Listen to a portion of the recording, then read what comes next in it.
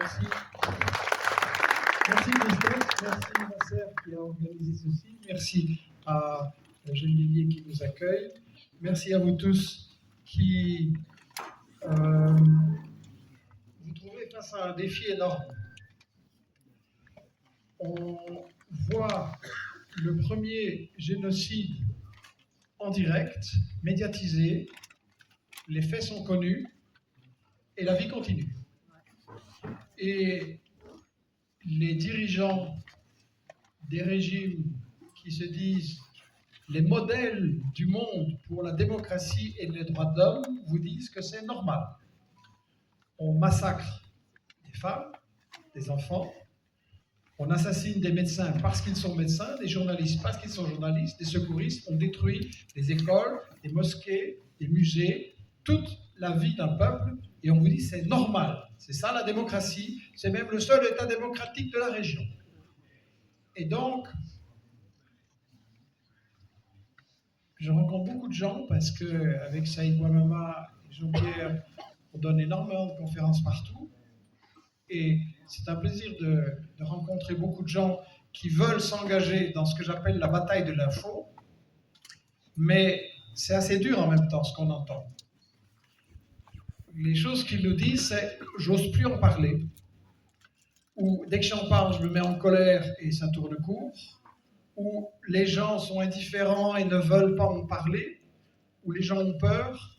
Enfin, on entend toute une série de choses qui plongent beaucoup d'amis de la Palestine dans la frustration, la colère, parfois la dépression et un sentiment d'impuissance.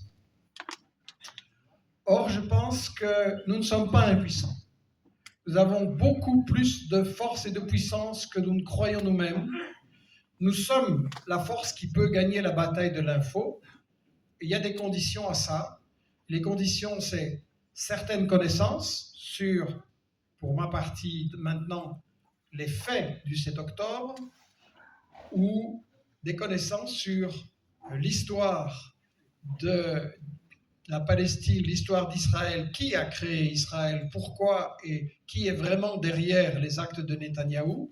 Et ça, c'est la deuxième partie de Saïd Bouamama qui nous rejoindra parce qu'il est dans un événement pour la libération de Georges Abdallah. Et donc, la bataille de l'info, nous pouvons la gagner,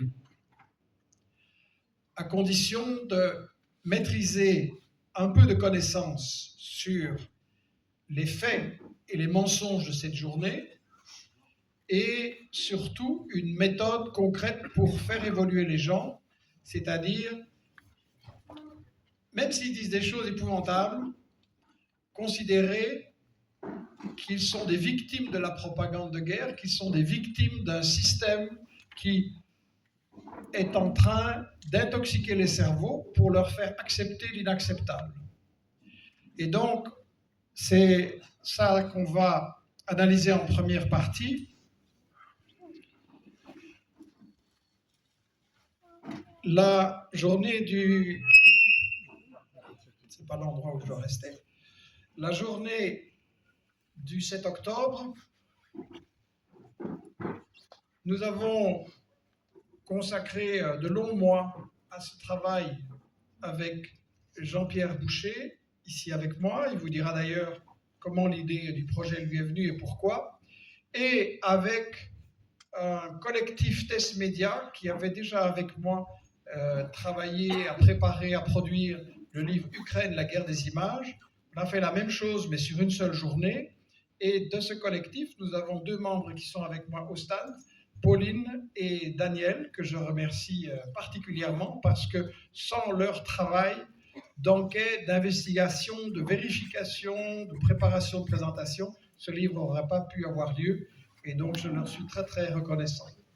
Et donc, ce soir, comme on a 3 intervenants, je ne vais pas présenter l'ensemble de ce que je fais d'habitude quand je suis seul, mais on va sauter certaines choses et en fait, on va examiner ce que j'appelle les fake news du 7 octobre, mais d'abord, la chose dont il faut être conscient, c'est que le 7 octobre n'était pas, comme l'a prétendu dans ses discours et allocutions votre président, n'était pas l'idée d'un massacre antisémite pour tuer des juifs parce qu'ils sont juifs et d'en tuer le plus possible. Il ment. Il ment, et quelque part, il devrait être poursuivi en justice un jour pour avoir ainsi favorisé la perpétuation du génocide. C'est un mensonge qui n'est pas un hasard. Il est évident que ces services de renseignement savent encore plus de choses que moi, et que tout le monde peut savoir en fait, donc il ment. Et le premier mensonge que les médias dominants, tous, ont répercuté à la suite du régime politique français et occidental, la France n'est pas une exception, c'est que le 7 octobre était une opération militaire réussie, brillante, disent les experts de l'armée israélienne et des services de renseignement. Une opération militaire, pourquoi? Qui visait quoi? Qui visait les bases militaires encerclant Gaza.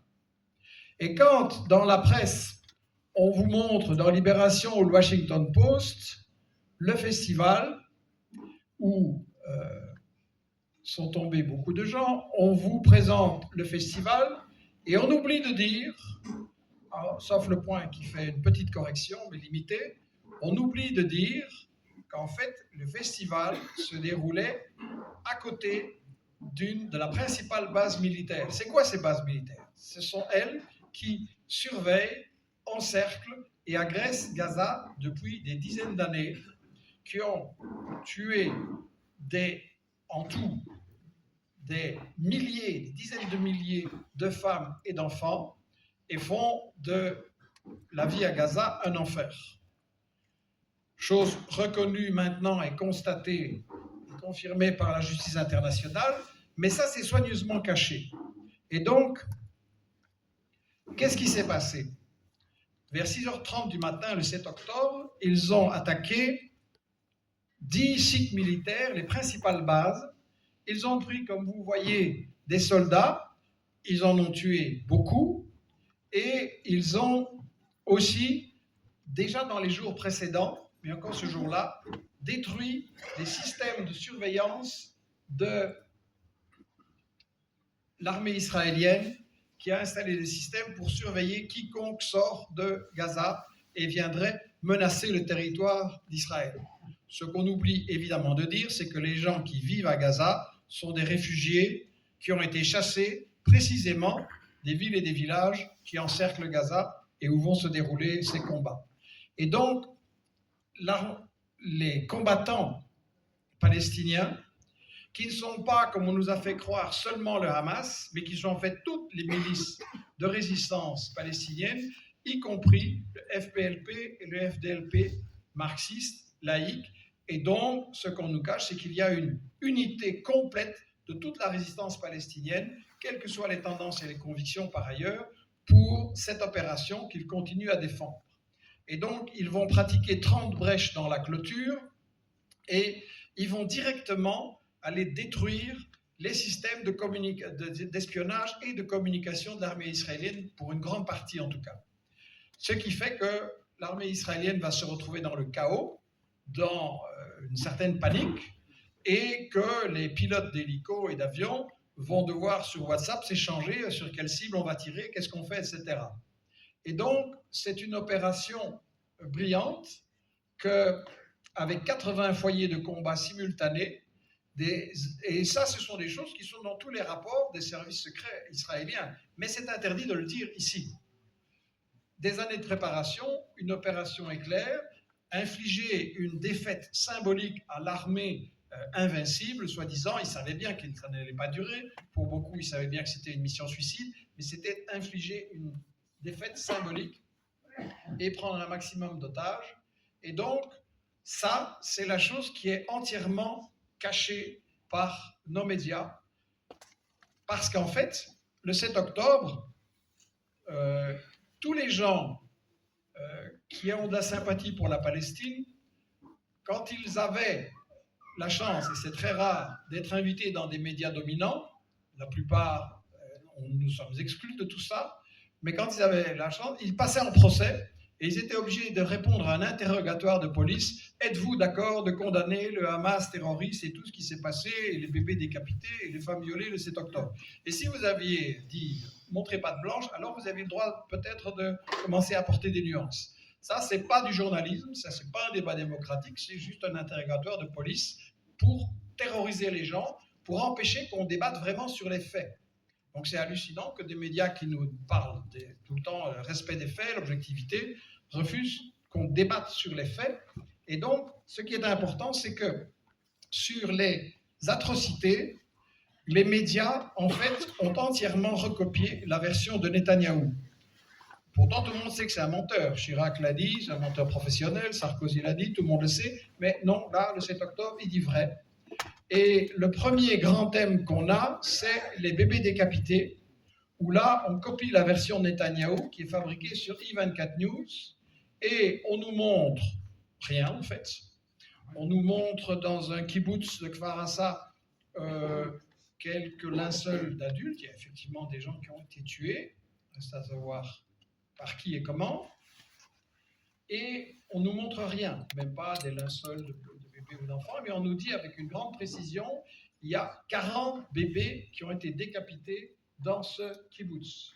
Et là, toute la presse internationale, comme vous le voyez ici, embraye, regardez l'atrocité, ce sont des monstres, ce sont des barbares. Et pourquoi c'est important cette chose-là? Parce que si on a réussi à glisser dans la tête du public les gens qui ont fait le 7 octobre sont des monstres, alors tout est permis.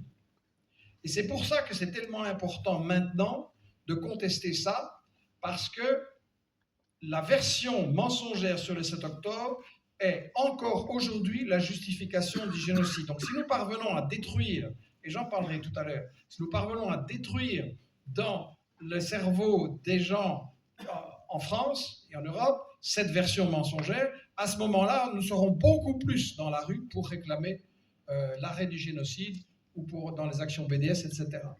Et donc, que doit faire un média quand il reçoit une nouvelle aussi importante, aussi spectaculaire que 40 bébés décapités? Que doit faire? Il doit vérifier la source. Donc, on a fait le travail, on a été regardé, c'est un officier qui opère sur ce kibbutz à Kfar Assa, il s'appelle David Ben-Sion. Et il est présenté sur la télé i24 News comme étant un témoin qui a vu l'horreur, qui a vu les bébés décapités et qui témoigne. Sauf qu'on doit aussi s'interroger sur la source. i24 News, c'est pas n'importe quoi. C'est une chaîne qui appartient à Patrick Drahi, un des hommes les plus riches d'Israël et de France, un franco-israélien, un ami à Netanyahou, un grand investisseur en Israël, et un habitué de la propagande de guerre d'Israël et des médias mensonges, déjà pris plusieurs fois la main dans le sac. Bien, voilà pour la source. David Ben-Sion, lui, en réalité, c'est pas n'importe qui, c'est pas juste un officier qui passe par là, c'est le directeur adjoint du Conseil des 35 colonies illégales en Cisjordanie.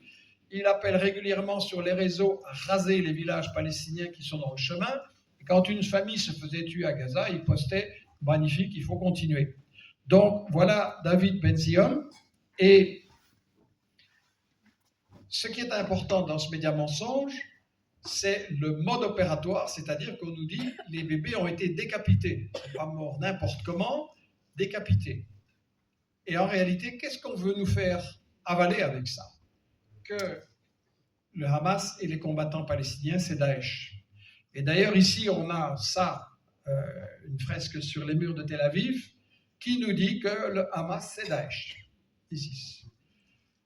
C'est prendre beaucoup de liberté avec les faits, parce que la seule fois où Daesh est intervenu à Gaza, ils se sont fait descendre en flammes par le Hamas. Ils ont voulu commencer à installer une base dans une mosquée, et il y a eu 28 tués du côté Daesh. Donc on ne peut pas vraiment dire le Hamas c'est Daesh quand on regarde les faits, mais pour Netanyahou, ce n'est pas important. Et donc il utilise ce thème. Ça avait commencé avec Sharon en 2001, quand il y a eu le 11 septembre. Sharon a dit, voilà, vous aux États-Unis, vous avez Al-Qaïda, ben nous avons Al-Qaïda aussi, les Palestiniens, c'est Al-Qaïda. Donc c'est le thème de diabolisation systématique. Maintenant, quand on regarde cette histoire des 40 bébés décapités, que doit faire une rédaction juste normale, la réaction normale d'un journaliste? Vérifier les faits. On a juste un type qui le dit. Or, dans ce kibbutz où il y a eu des destructions, où il y a eu des choses spectaculaires, il y a toute une série de journalistes occidentaux qui sont là aussi. Et est-ce qu'ils confirment la version d'I24 News? Non, il n'y en a pas un seul qui parle de ces 40 bébés décapités. Ça n'empêche pas tous les médias en France de le recopier. Et dans le livre, nous les avons pris et nous les avons analysés. Il y a par exemple Ruquier sur BFM TV qui a fait tout un cinéma sur les 40 bébés décapités et qui a vraiment fait montre sans rien vérifier. Et pareil dans toutes les autres télés et dans les médias. Il y a juste Libération qui a émis sur une partie quelques réserves. Bien. Mais qu'est-ce qu'il faut quand un événement aussi spectaculaire arrive? Il y a quand même une question logique à se poser. 40 bébés décapités, hein, 40, pas 10, pas 20, 40. OK. Il y a combien d'habitants dans un kibbutz comme ça? Là, il y en a 700.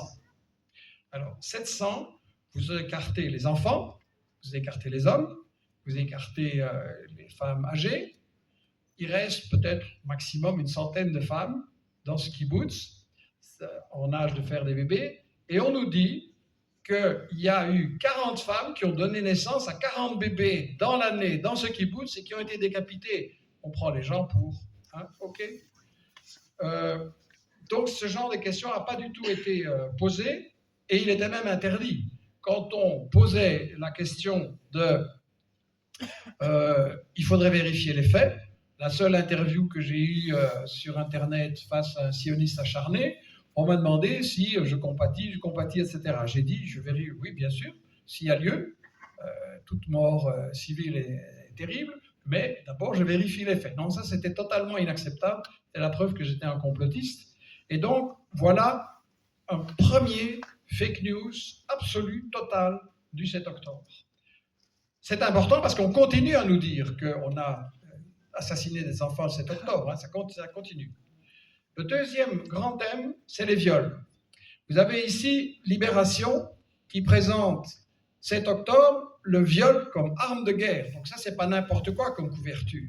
Bien entendu, dans une situation de guerre, on sait que des viols, ça arrive, et clairement, ça doit être condamné, quel que soit le camp qui le commette. On est bien d'accord là-dessus. Mais on doit aussi vérifier les faits. Et là, contrairement à ce que dit Libération, c'est un travail que mon ami Jean-Pierre Boucher a effectué. Il a examiné tous les témoignages sur des viols. On nous dit, oui, mais il faut toujours croire la parole des femmes, vous ne pouvez pas mettre ça en doute, sinon vous ne le respectez pas, etc. Bien. Sauf que sur 19 témoignages, 18 sont par des hommes. Des hommes qui disent qu'ils ont vu ou qui disent qu'ils ont vu quelqu'un qui a vu. Et quand ils décrivent les faits, premièrement, ça évolue beaucoup. Au fur et à mesure qu'ils sont interviewés, il y a plus de femmes violées, il y a plus de détails épouvantables. Et quand ils disent « et un tel était là », les deux ne disent pas la même chose. Et donc, c'est rempli de contradictions. Et donc, Jean-Pierre a fait ce travail qui n'est pas agréable, d'investiguer tout ça, de tout vérifier, sur base de sources israéliennes, et de conclure, comme on le montre dans le livre, que c'est faux. Il y a eu très probablement un viol commis plus tard par un combattant isolé, mais tout le reste des témoignages est faux. Et on a trouvé dans le New York Times tout un récit fort repris dans la presse occidentale où on analyse le cas de Gal Abdouche qui effectivement a été tué par une grenade dans sa voiture sur le parking du festival, mais le New York Times interroge la famille et publie tout un récit bouleversant, ajoutant toutes sortes de détails pour montrer l'horreur du viol de cette personne. Sauf que la sœur de la victime dit non, c'est faux, elle a été tuée, mais il n'y a pas de viol. Le frère du mari dit les médias ont inventé le viol, et si on avait su ce qu'ils allaient faire, on n'aurait jamais accepté cette invitation. Et ce n'est pas seulement eux qui contestent, c'est aussi les journalistes et les correspondants du New York Times. Il s'est passé sur cette histoire un fait très important. Les journalistes et correspondants du New York Times ont critiqué leur propre direction et sur ce reportage en disant qu'ils ne respectaient absolument pas les règles journalistiques et sur l'ensemble de la couverture en révélant le fait que la direction leur avait quasiment interdit d'utiliser le mot génocide, d'utiliser le mot nettoyage ethnique ou apartheid, et de parler de massacres pour les massacres d'Israéliens, mais pas pour les massacres de Palestiniens. Et donc, c'est une révolte exceptionnelle, unique, dans le plus prestigieux quotidien du monde. Est-ce qu'on vous en a parlé dans vos médias ici pour vous dire qu'il faut se poser des questions? Les médias disent évidemment qu'on n'en a pas parlé, évidemment que vous ne le saurez jamais. Et donc, c'est très important parce que les rédactions qui ont embrayé sur cette idée viol systématique des femmes le 7 octobre. Là aussi, on doit se poser une question de logique. Je vous ai montré que le 7 octobre, c'est quoi? C'est une opération militaire visant à prendre le contrôle des bases et à les mettre hors d'état de nuire, et à tuer ou à faire prisonniers les soldats et les soldates. Bien. Quand vous faites une opération pareille, quelle est la condition pour réussir? La vitesse, l'effet de surprise. Donc on le fait un samedi matin, jour de congé, il n'y a pas trop de gens, ils dorment encore, et il faut foncer le plus vite possible à la base pour agir. Alors je vais vous poser une question qui va vous paraître très cynique et brutale. Quand vous faites une telle opération, une question de vie ou de mort pour la réussite de l'opération, vous allez perdre du temps à violer des femmes en chemin? Ça n'a aucune logique. Et ça ne s'est pas passé. Mais on continue à nous sortir ça, non seulement les responsables sionistes, mais aussi toute une série de responsables médiatiques en France et en Belgique, c'est pas mieux. Bien. Troisième point important, troisième fake news, Macron, dans son discours aux Invalides et dans toute une série, a parlé de massacre antisémite, le but était de tuer le maximum de gens, etc. Il a aussi fait toutes des phrases sur les kibboutz. Je n'ai pas le temps ce soir, mais c'est un chapitre qui est bien développé. Les kibboutz n'étaient pas du tout ce qu'on nous a présenté. Et on nous dit, voilà, le but est de tuer un maximum de gens. C'est faux. Le deuxième but de l'opération, c'est de faire des otages. Et ici, vous les voyez, une jeune femme en haut à gauche, très paniquée. En dessous, une mamie qui est emmenée, qui est moins paniquée. Une soldate à droite en haut. Et à droite, une moto qui ramène des otages à Gaza. Pourquoi faire des otages? Eh bien, parce qu'Israël détient, lui, des milliers d'otages et qu'on n'en parle pas. Et qu'il refuse de les libérer et qu'ils sont maltraités. Et donc, on a ici une statistique qui montre qu'il y a énormément plus de prisonniers politiques et de Palestiniens en détention. Et donc, très souvent, ils n'ont même pas de jugement, ils n'ont même pas d'inculpation. Et donc, ils peuvent être prolongés de 6 mois en 6 mois. Les rapports d'Amnesty, de l'ONU, des organisations internationales non suspectes disent que ces prisonniers sont systématiquement maltraités, qu'il y a beaucoup de viols et que ça touche aussi les femmes prisonnières et les enfants. Parce qu'Israël, la seule démocratie du Moyen-Orient, emprisonne des enfants et on en a encore récemment un cas. Et donc, c'est important parce que quand les médias français montrent les otages israéliens, là, on nous montre des photos très sympathiques, ils ont un nom, ils ont un métier, la famille en parle, et on nous touche par les sentiments sur ces otages. Je n'ai pas de problème avec ça. Mais quand on parle des otages, d'abord, en général, les otages palestiniens, on n'en parle pas, et quand on doit en parler parce qu'il y a une volonté d'échange, ou il y a eu un échange qui a eu lieu, on ne va jamais montrer ces images de Palestiniens, jamais les présenter de façon humaine et sensible comme on l'a fait pour les Israéliens. Là, vous avez TV5 Monde qui montre juste les bâtiments détruits, et il y en a d'autres qui montrent rien du tout. Et donc, c'est quelque chose qui est bien expliqué dans le livre Investigation à rééditer, Fabriquer un consentement d'Edward Herman et Noam Chomsky. C'est la différence entre les bonnes et les mauvaises victimes. Des victimes qui sont les victimes de notre armée ou de nos amis comme Israël, ça n'existe pas, ou 2 lignes minimum, ne pas toucher le cœur des gens. Quand ce sont des bonnes victimes, ce sont les victimes faites par nos ennemis, et si ce n'est pas vrai, on les invente en plus. Mais donc la différence bonne et mauvaise victime, c'est vraiment un critère très important. Et ce qui est important aussi, c'est que donc j'ai dit, on ne va pas montrer les prisonniers otages palestiniens, et là pourtant, il y a plein de photos. En tant que journaliste, on peut avoir accès, mais les médias français ne montrent pas ce genre de photos parce qu'il ne s'agit pas de faire pleurer sur le sort des Palestiniens, ce n'est pas les bonnes victimes. Donc ça, c'est fondamental. Et ce qui est important, c'est que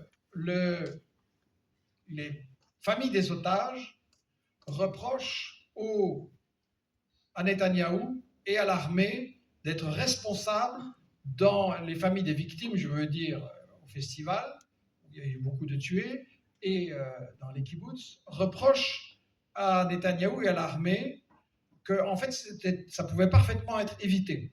Et donc, c'est une question qui s'est posée et qu'on pose, est-ce que Netanyahou savait? Dans la nuit du 6 au 7 octobre, il y a eu 2 réunions d'urgence au top niveau de l'armée et des services de renseignement, à minuit et à 3 heures du matin. Il y avait eu des alertes données par des soldats, par des officiers, etc., qui disaient qu'il se prépare des choses particulières. Et c'est clair que comme ils voient tout ce qui se passe à Gaza, ils savaient très très bien que l'opération, il y avait des répétitions et que ça se préparait. Et donc, ils ont pris quelques mesures, mais pas plus, et ils n'ont pas pris l'alerte générale, et surtout, ils n'ont pas informé les organisateurs du festival. Or, le festival se déroulait pile à côté de la principale base militaire israélienne, pile à côté. Et on voit sur les cartes la route entre deux, etc. Et donc, les combattants se sont trouvés face à une surprise, parce que le festival avait été déplacé, prolongé, et ils se sont trouvés face à un afflux de piétons et d'automobilistes, alors qu'ils s'attendaient à être attaqués, évidemment, par les services israéliens, y compris les services en civil. Bien.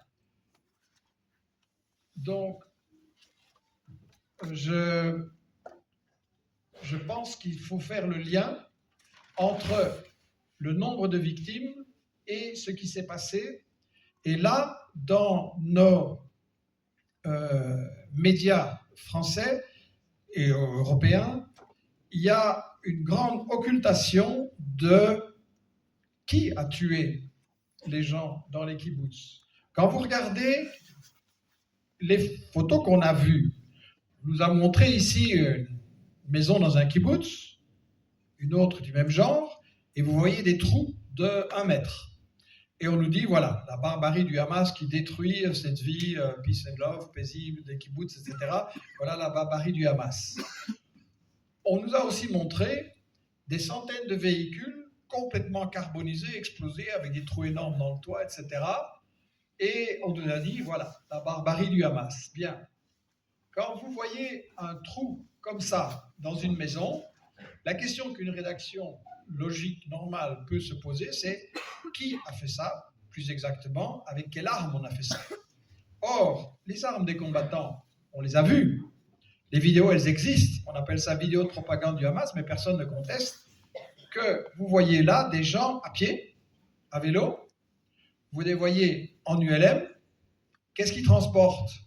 Des mitraillettes. Pas de quoi faire un trou d'1 mètre dans une maison. Pas de quoi transformer ces voitures en épave. Et donc là, la question à se poser, c'est qui les a tués, puisque les combattants palestiniens n'ont pas ces armes. Et donc la question à poser, c'est la doctrine Hannibal. La doctrine Hannibal, c'est quoi? Elle a été inventée dans les années 80 par ces 3 officiers supérieurs, et elle dit ceci: quand l'ennemi, les Palestiniens, capture un soldat, qu'est-ce qu'on fait? On essaye de le libérer. Et si on ne parvient pas à le libérer, qu'est-ce qu'on fait? On tire dans le tas, on tue tout le monde. Pour qu'on ne doive pas faire un échange d'otages. On tue tout le monde. Et pourquoi ne pas faire un échange? Parce que ici, on a Jihad Shalit capturé en 2006 au Liban, libéré après 5 ans de captivité contre 1027 prisonniers. Ça, Israël ne veut pas. Et donc, Israël refusant de négocier, la réalité, c'est que Israël a décidé d'appliquer la doctrine Hannibal aussi sur des civils et de les tuer. Vous avez des dégâts considérables dans les kibbutz, en voici encore un. Et donc, pourquoi j'affirme que une partie, j'insiste, une partie, et pas la majorité, on donnera les chiffres, une partie de ces civils ont été tués par leur propre armée, tout simplement parce qu'il y a des témoignages israéliens qui le disent. Vous avez ici Yasmine Porat, qui a fui le festival avec son mari, elle s'est réfugiée au kibbutz, et elle est interrogée par un journaliste très célèbre de la radio publique israélienne, et elle dit, voilà, c'est notre police qui a déclenché un échange de tirs, et le journaliste dit, les terroristes les ont tués? Non, c'est l'échange de tirs. Est-ce que c'est possible que nos forces les ont tués? Incontestablement, deux obus ont été tirés, et c'est à ce moment-là que tous ont été tués, dont son mari, par nos forces, incontestablement. Alors ça, c'est pas du tout ce qu'on vous a raconté sur le 7 octobre et le drame des kibbutz. Et Yasmine Poratz, elle raconte ce qui s'est passé. Elle dit, ils nous ont traités très humainement, ils nous ont donné à boire. Un combattant palestinien qui parlait hébreu m'a dit, regarde-moi bien, on ne va pas te tuer, nous voulons vous emmener à Gaza, calme-toi, tu ne vas pas mourir. Et elle dit qu'effectivement, leur objectif était de nous kidnapper vers Gaza, pas de nous assassiner. Mais son mari est mort et dans la même maison, une dizaine d'Israéliens qui étaient otages. Et bien entendu, les combattants palestiniens qui les détenaient aussi. La question est donc, qui les a tués? Ça n'est jamais abordé dans nos médias. Pourtant, les images existent. Nous, avec notre petite équipe, on fait l'enquête et on voit le char qui est dans le kibbutz, on voit la déflagration avec la flamme et on voit le kibbutz qui est détruit. Et il n'y a pas que Yasmine Porat et ces images qui le disent. Ici, vous avez un officier secouriste qui est intervenu et qui dit, voilà, j'interviens pour aller essayer de sauver les otages et de s'en occuper. Et il dit, ben, je suis totalement surpris, je vais là pour les sauver, et je vois un hélicoptère de mon armée qui tire sur les civils israéliens, et il dit, quand vous voyez ça, vous ne comprenez pas, c'est à quoi devenir fou. Exact. Témoignage qui ne sera jamais dans les médias français. Alors, avec Jean-Pierre, on a analysé tous les témoignages. Il y a d'autres officiers supérieurs à celui que j'ai montré qui sont venus, qui ont raconté le même blabla sur les enfants décapités. Et on a trouvé un témoignage d'un officier très très intéressant. Il s'appelle Vak, Golan Vak, et il y avait un genre de tourisme organisé où on faisait venir la presse internationale dans les kibbutz en question, et il fait visiter aux journalistes et il dit, dans cette maison, j'ai évacué 8 bébés brûlés. Donc, il continue le récit officiel, 8 bébés brûlés, bien. Et il y a un journaliste, pas occidental, mais turc, qui pose la question à Vak et qui lui dit, pourquoi il y a ces destructions-là qui ressemblent à... Et Vak dit, à cause de nos chars. Puis il y a un long silence et il se rend compte qu'il en dit trop pas assez. Et donc, le journaliste qui fait là son travail, une fois, dit, et quoi, les chars ont tiré sur la maison? Oui, vous voyez la tête qu'il fait. Et il continue, parce que les otages étaient bloqués dans cette maison, et nous avions besoin de reconquérir notre colonie, ça n'aurait pas été possible sans les chars. Mais pas du tout. Il n'y avait absolument pas besoin de tirer et de les tuer.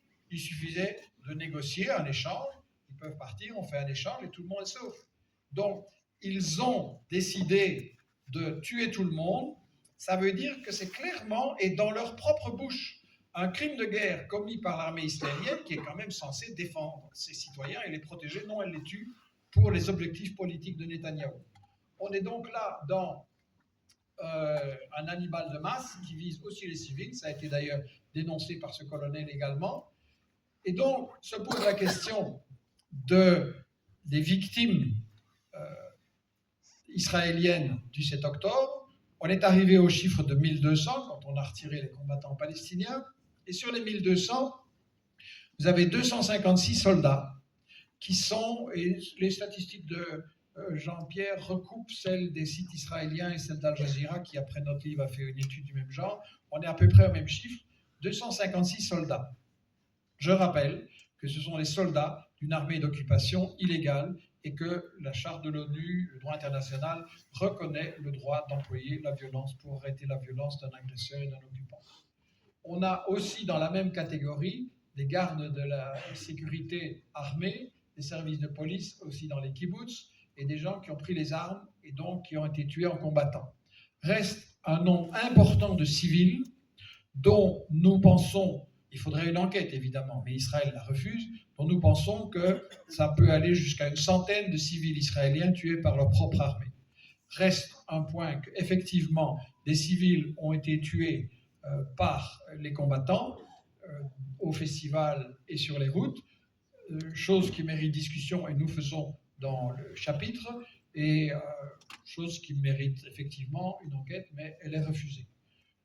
Pourquoi? Alors, si je résume ce qu'on vient de voir dans cette partie, je pense qu'on a la confirmation que le génocide a été permis uniquement par le mensonge de toute la presse occidentale sur les 7 octobre.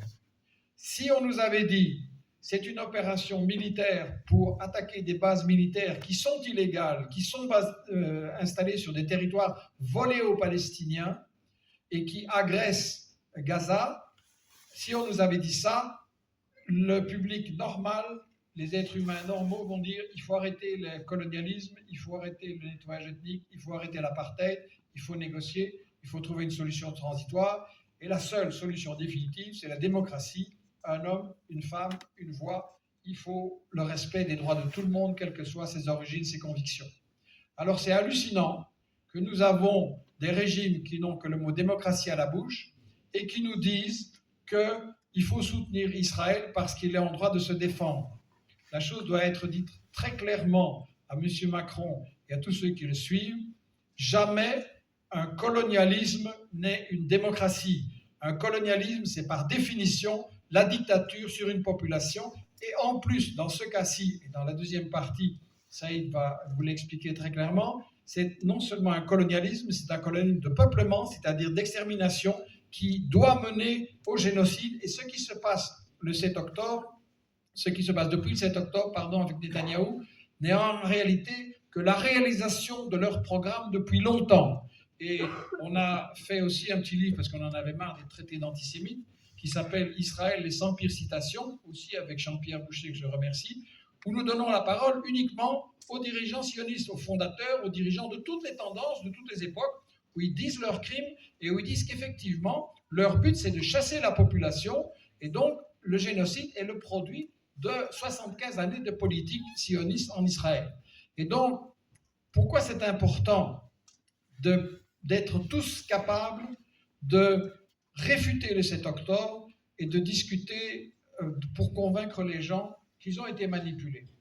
Nous avons lancé l'opération Gaza Vérité, à laquelle j'invite chacun à s'inscrire. Pauline, qui est là au stand, la gère avec moi. Qu'est-ce que c'est? C'est justement se former ensemble pour mieux discuter et mieux convaincre. Il nous faut des manifestations, il nous faut des actions de boycott, il nous faut toutes sortes d'actions, mais pour qu'on soit plus nombreux dans ces actions, nous devons aussi amener, pas seulement les gens qui sont dans cette salle, mais tous les hésitants autour de nous. Il y a plein de gens qui se rendent compte que ce que Netanyahou fait, c'est dégoûtant, mais qu'est-ce qui les empêche d'entrer en action? Oui, mais le 7 octobre, le Hamas quand même aussi, donc voilà, on renvoie dos à dos et on est dans la passivité. Cette chose-là est fausse, cette chose-là n'est rendue possible que par les mensonges de Macron et du système médiatique, et donc nous avons, avec l'opération Gaza Vérité, on s'inscrit, on fait des zooms ensemble, on discute, on prend des initiatives, on analyse les expériences, on donne des conseils pour mieux discuter. On n'est pas seul aussi, parce qu'il y a un sentiment d'isolement et d'impuissance qui fait vraiment plonger beaucoup de gens dans la déprime. Et donc, avec ça, on lance la bataille de l'info, et je crois que c'est vraiment fondamental, et ce sera ma conclusion. On a besoin de vous. C'est pas Jean-Pierre Boucher, Saïd Bouamama, moi-même, quelques personnes qui vont écrire des livres, faire des films ou organiser telle ou telle activité. Non. Ce qui va changer le rapport de force, c'est vous.